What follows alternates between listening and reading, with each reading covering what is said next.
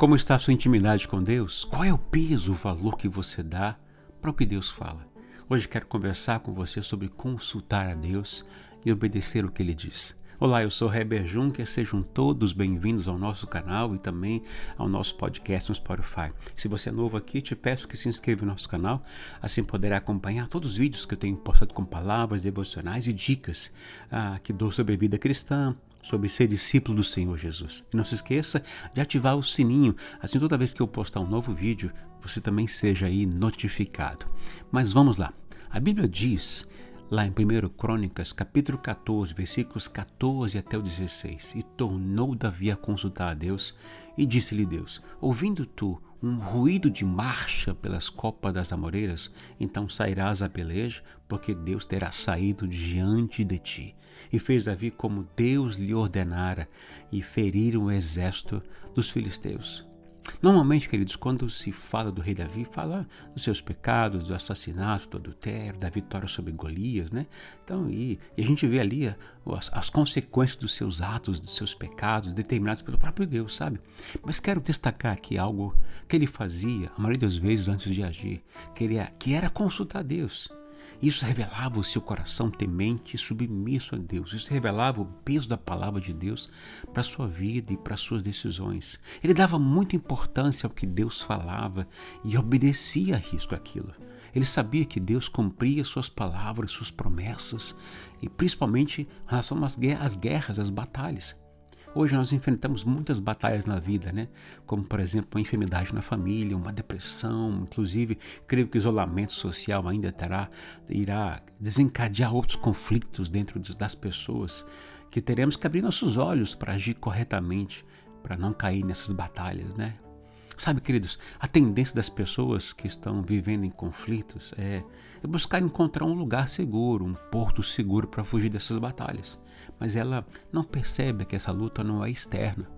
Não é mudando de lugar, de casa, de trabalho, de país, que as coisas resolverão.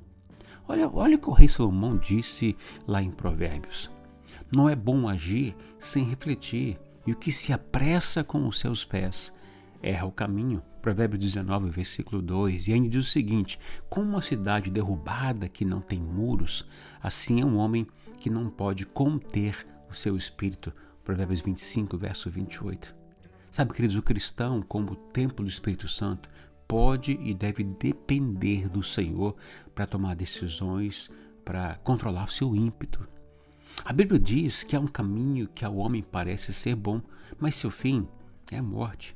Aquilo que produz satisfação pode se transformar em desgosto, tristeza, vergonha e arrependimento. Para alguém saber que o fogo queima, não é necessário colocar a mão numa chama, correto? Você não precisa viver se machucando para descobrir que precisa buscar orientação divina.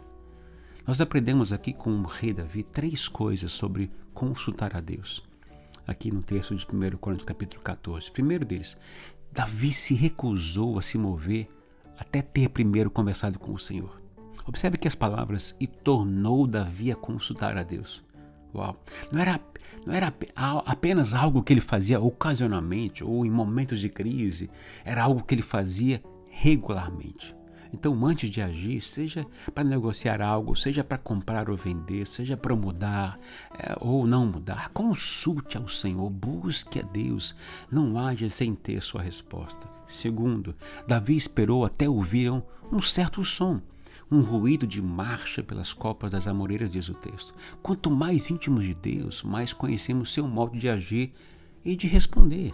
Pode ser por uma impressão interior, pode ser através de um mensageiro, seja um servo, uma serva, pode ser através de sinais.